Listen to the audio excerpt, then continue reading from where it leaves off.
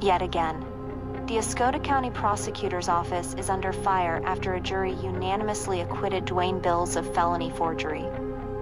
Charges in a case critics are calling a gross miscarriage of justice and a textbook example of prosecutorial overreach.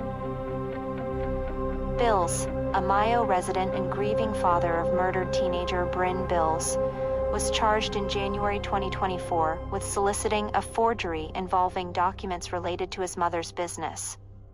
But after a short trial, a jury took less than 30 minutes to find him not guilty, raising serious concerns about the motives behind the prosecution and the conduct of the Oscoda County Prosecutor's Office.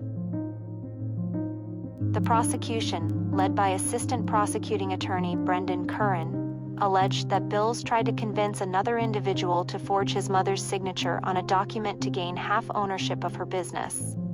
But during testimony, that claim unraveled. Bill's mother, June Wilson, the prosecution's key witness, admitted under oath that she never saw a forgery happen, could not identify who forged the signature, and presented no evidence to support her claims. Attorney Nicholas Somberg, who defended Bills, was scathing in his post-trial remarks.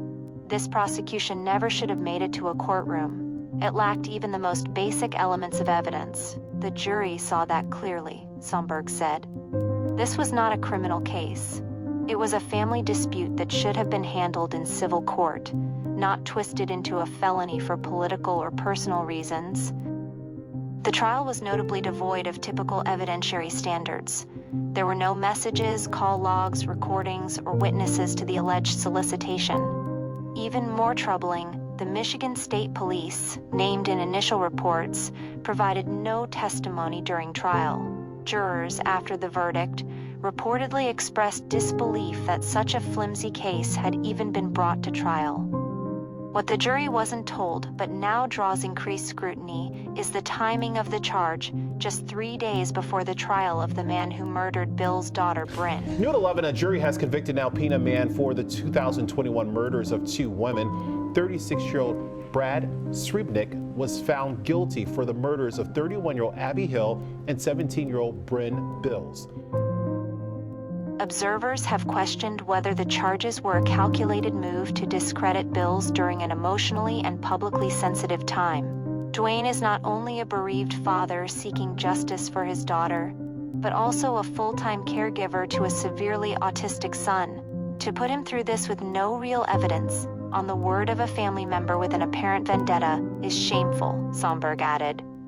Calls to Assistant Prosecutor Brendan Curran were not returned. The Oscoda County Prosecutor's Office has yet to issue a statement. Now, with Bills fully acquitted, calls for an investigation into the handling of the case are growing louder.